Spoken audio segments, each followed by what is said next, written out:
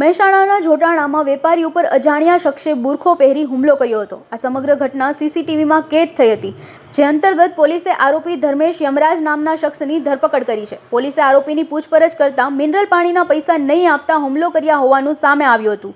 Mineral પાણીના પૈસા માંગતા બદ્રીભાઈ સાથે ધર્મેશને અવારનવાર માથાકૂટ થતી હતી। જૂની અદાવત રાખી વહેલી પરોઢે ધર્મેશે બુરખો પહેરી હુમલો કર્યો હતો।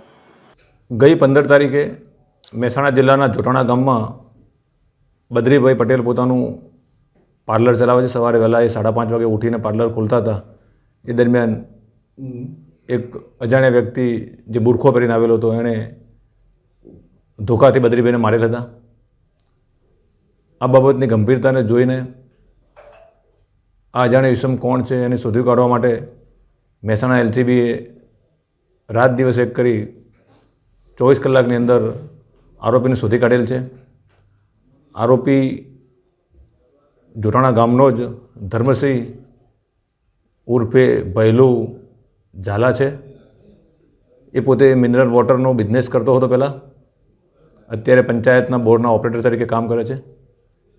એ જ્યારે મિનરલ વોટરનો બિઝનેસ કરતો હતો ત્યારે એને મિનરલ વોટરના પૈસા આ પાર્લરવાળા બદ્રીભાઈ પાસેથી લેવાના બાકી હતા। એ વારંવાર પૈસાની માગણી કરતો હતો તો પણ બદ્રીભાઈ એને પૈસા આપતા ન હતા અને એના કહેવા મુજબ બદ્રીભાઈ એની સાથે ખરાબ વર્તન કરતા હતા, એને ધંધો બંધ કરાવી દેવાની ધમકીઓ આપતા હતા અને એની સાથે ઝઘડો થતો હતો। એકાદ વખત પંચાયતમાં પણ જાહેરમાં એને ધમકાવેલો। તો આ બાબતનો ખાર રાખી અને બદ્રીભાઈને પાઠ ભણાવવા માટે એણે આ કૃત્ય કરેલ છે। પોલીસે આરોપીને ઝડપી પાડેલ છે।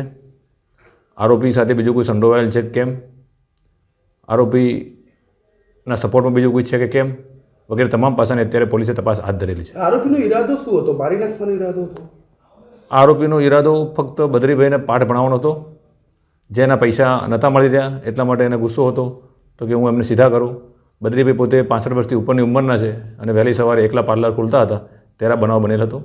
બનાવની ગંભીરતાને ધ્યાને લઈ કેટલાક લોકો બનાવને બીજી રીતે ડાયવર્ટ કરવાનો પણ પ્રયત્ન થયેલો। આ તમામ બાબતોને ધ્યાને લઈ અને પોલીસે ખૂબ ઊંડાણપૂર્વકની તપાસ કરી ઝડપથી આ ગુનો શોધી કાઢેલ છે। આરોપી અગાઉ કોઈ ગુનામાં સંડોવાયેલો છે? ના, આરોપીનો ગુનાહિત ઇતિહાસ અત્યારે ધ્યાને નથી, તેમ છતાં એ બાબતની તપાસ ચાલુ છે।